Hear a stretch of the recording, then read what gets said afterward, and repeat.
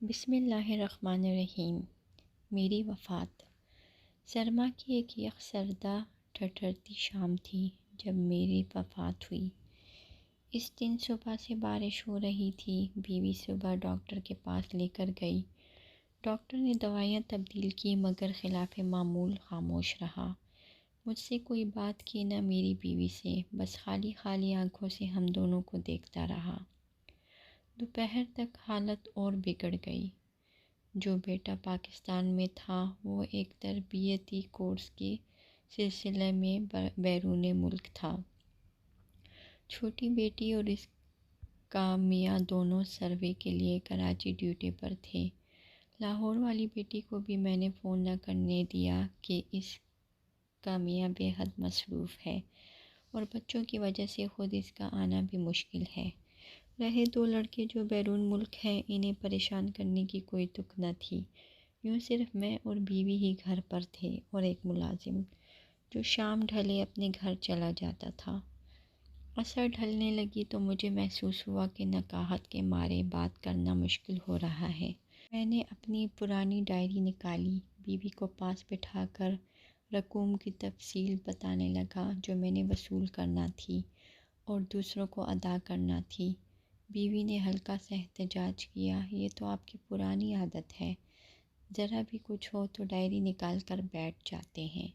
مگر اس کے احتجاج میں پہلے والا یقین نہیں تھا۔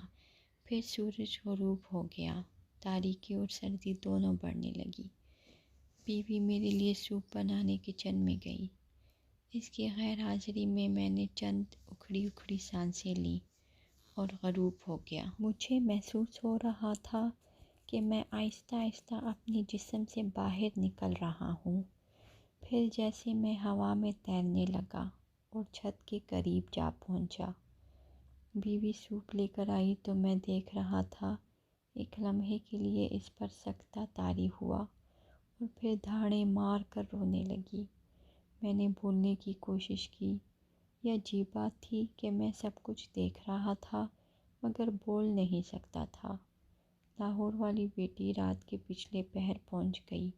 کراچی سے بھی چھوٹی بیٹی اور میاں صبح کی پہلی فلائٹ سے پہنچ گئے۔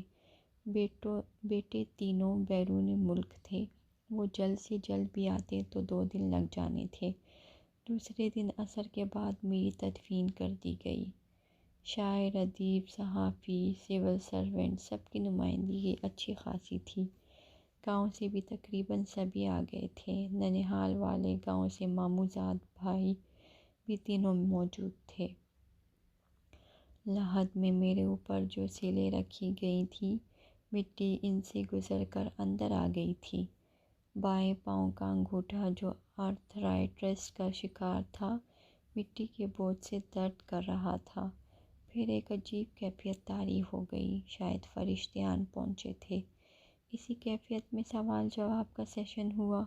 یہ کیفیت ختم ہوئی، محسوس ہو رہا تھا کہ چند لمحے گزرے ہیں مگر فرشتوں نے بتایا کہ 5 برس ہو چکے ہیں۔ پھر فرشتوں نے ایک عجیب پیشکش کی، ہم تمہیں کچھ عرصے کے لیے واپس بھیج رہے ہیں۔ تم وہاں دنیا میں کسی کو نظر نہیں آؤ گے۔ گھوم پھر کر اپنے پیاروں کو دیکھ لو، پھر اگر تم نے کہا تو تمہیں دوبارہ نارمل زندگی دے دیں گے، ورنہ واپس آ جانا۔ میں نے یہ پیشکش غنیمت سمجھی اور فوراً ہاں کر دی۔ یہ الگ بات ہے کہ فیصلہ بہت ہی ہو چکا تھا۔ پھر ایک مدہوشی کی حالت چھا گئی۔ آنکھ کھلی تو میں اپنی گلی میں تھا۔ آہستہ آہستہ قدم اٹھاتا اپنے گھر کی جانب چلا۔ راستے میں کرنل صاحب کو دیکھا، گھر سے باہر کھڑے تھے۔ اتنے زیادہ بوڑھے لگ رہے تھے۔ خواجہ صاحب بیگم کے ساتھ واک کرنے نکل رہے تھے۔ اپنے مکان کے گیٹ پر پہنچ کر میں ٹھٹک گیا۔ میرے نام کی تختی غائب تھی۔ پورچ میں گاڑی بھی نہیں کھڑی تھی۔ وفات سے چند ہفتے پہلے تازہ ترین ماڈل کی خریدی تھی۔ چمڑے کی اوریجنل سیٹیں تھیں۔ دھچکا سا لگا، گاڑی کہاں ہو سکتی ہے؟ بچوں کے پاس تو اپنی اپنی گاڑیاں تھیں۔ تو پھر میری بیوی جو اب بیوہ تھی، کیا گاڑی کے بغیر تھی؟ دروازہ کھلا تھا۔ میں سب سے پہلے سیڑھیاں چڑھ کر اوپر اپنی لائبریری میں گیا۔ یہ کیا کتابیں تھیں، نہ الماریاں، رائٹنگ ٹیبل اس کے ساتھ والی مہنگی کرسی، صوفہ، اعلیٰ مرکزی ملازمت کے دوران جو شیلڈیں اور یادگاریں مجھے ملی تھیں اور الماریوں کے اوپر سجا کر رکھی ہوئی تھیں، بے شمار فوٹو البم، کچھ بھی تو وہاں نہ تھا۔ مجھے فارسی کی قیمتی ایران سے چھپی ہوئی کتابیں یاد آئیں، دادا جان کے چھوڑے ہوئے قیمتی قلمی نسخے، گلستان سعدی کا نادر نسخہ جو سونے کے پانی سے لکھا ہوا تھا اور دھوپ میں اور چھاؤں میں الگ الگ رنگ کی لکھائی دکھاتا تھا۔ دادا جان اور والد صاحب کی ذاتی ڈائریاں سب غائب تھیں۔ کمرہ یوں لگتا تھا گودام کے طور پر استعمال ہو رہا تھا۔ سامنے والی پوری دیوار جو تصویر 15,000 روپے سے لگوائی تھی، جگہ جگہ سے پھٹ چکی تھی۔ فاؤنٹین پینوں کا بڑا ذخیرہ تھا۔ میں وابستہ ہو کر لائبریری سے باہر نکل آیا۔ بالائی منزل کا یہ وسیع و عریض لاؤن بھائیں بھائیں کر رہا تھا۔ یہ کیا؟ اچانک مجھے یاد آیا، میں نے چکوال سے رنگین پایوں والی سوت سے بنی ہوئی 4 پلنگ منگوا کر اس لاؤن میں رکھے تھے۔ شاید برادری کو یہ بہت پسند آئے تھے۔ وہ غائب تھے۔ نیچے گراؤنڈ فلور پر آیا۔ بیوی اکیلی کچن میں کچھ کر رہی تھی۔ میں نے اسے دیکھا۔ 5 برسوں میں اتنی تبدیل ہو گئی تھی۔ میری آنکھوں میں آنسو آ گئے۔ کیسے پوچھوں کہ گھٹنوں کے درد کا کیا حال ہے؟ ایڑیوں میں بھی درد محسوس ہوتا تھا۔ دوائیاں باقاعدگی سے میسر آ رہی تھیں یا نہیں؟ میں اس کے لیے باقاعدگی سے پھل لاتا تھا۔ نہ جانے بچے کیا سلوک کر رہے ہیں، مگر میں تو بول نہ سکتا تھا، نہ ہی وہ مجھے دیکھ سکتی تھی۔ اتنے میں فون کی گھنٹی بجی۔ بیوی بہت دیر باتیں کرتی رہی۔ جو کچھ اس طویل گفتگو سے میں سمجھا یہ تھا کہ بچے اس مکان کو فروخت کرنا چاہتے تھے۔ ماں نے مخالفت کی کہ وہ کہاں رہے گی، بچے مصر تھے کہ ہمارے پاس رہیں گے۔ بیوی کو میری نصیحت یاد تھی کہ ڈیرہ اپنا ہی اچھا ہوتا ہے، مگر وہ بچوں کی ضد کے سامنے ہتھیار ڈال رہی تھی۔ گاڑی کا معلوم ہوا کہ بیچی جا چکی تھی۔ بیوی نے خود ہی بیچنے کے لیے کہا تھا کہ اسے ایک چھوٹی آلٹو ہی کافی ہوگی۔ اتنے میں ملازم لاؤنج میں داخل ہوا۔ یہ نوجوان اب ادھیڑ عمر لگ رہا تھا۔ میں اس کا لباس دیکھ کر ٹھٹک گیا۔ اس نے میری قیمتی برانڈڈ قمیض جو ہانگ کانگ سے خریدی تھی پہنی ہوئی تھی۔ نیچے وہ پتلون تھی جس کا فیبرک میں نے اٹلی سے لیا تھا۔ اچھا تو میرے بیش بہا ملبوسات ملازموں میں تقسیم ہو چکے تھے۔ میں 1 سال لوگوں کی نگاہوں سے غائب رہ کر سب کو دیکھتا رہا۔ ایک ایک بیٹے بیٹی کے گھر جا کر ان کی باتیں سنی۔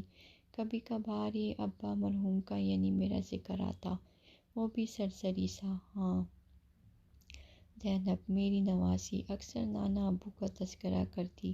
ایک دن ماں سے کہہ رہی تھی، اماں یہ بانس کی میز کرسی نانا ابو لائے تھے جب میں چھوٹی سی تھی، اسے پھینکنا نہیں۔ ماں نے جواب میں کہا، جلدی سے کپڑے بدل کر کھانا کھاؤ، پھر مجھے میری سہیلی کے گھر ڈراپ کرو۔ میں شاعروں و ادیبوں کے اجتماعات اور نشستوں میں گیا، کہیں اپنا ذکر نہ سنا۔ وہ جو بات بات پر مجھے جدید غزل کا ٹرینڈ سینڈ کہا کرتے تھے، جیسے بھول ہی چکے تھے۔ اب ان کے ملازموں نے میری کتابیں ڈسپلے سے ہٹا دی تھیں۔ ایک چکر میں نے قبرستان کا لگایا۔ میری قبر کا برا حال تھا، گھاس اگی تھی، پرندوں کی بیٹ سے اٹھا تھا۔ ساتھ والی قبروں کی حالت بھی زیادہ بہتر نہ تھی۔ 1 سال کے جائزے کے بعد میں اس نتیجے پر پہنچا کہ میری موت سے دنیا کو کوئی فرق نہیں پڑا تھا۔ بیوی یاد کر لیتی تھی، تاہم بچے پوتے نواسی پوتیاں سب بھول چکی تھیں۔ ادبی حلقوں کے لیے میں تاریخ بن چکا تھا۔ جن بڑے بڑے محکموں اور اداروں کا میں سربراہ رہا تھا، وہاں ناموں والے پرانے بورڈ تک ہٹ چکے تھے اور نئے بورڈ بھی مسلسل بھرتے جا رہے تھے۔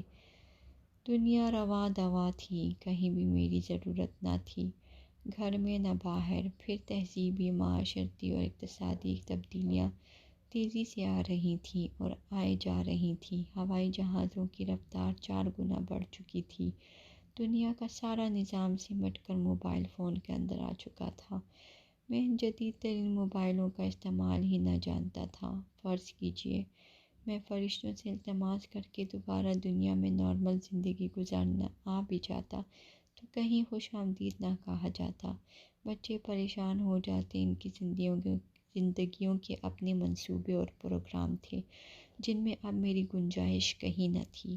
ہو سکتا ہے بیوی بھی کہہ دے کہ تم نے واپس آ کر میرے مسائل میں اضافہ کر دیا ہے۔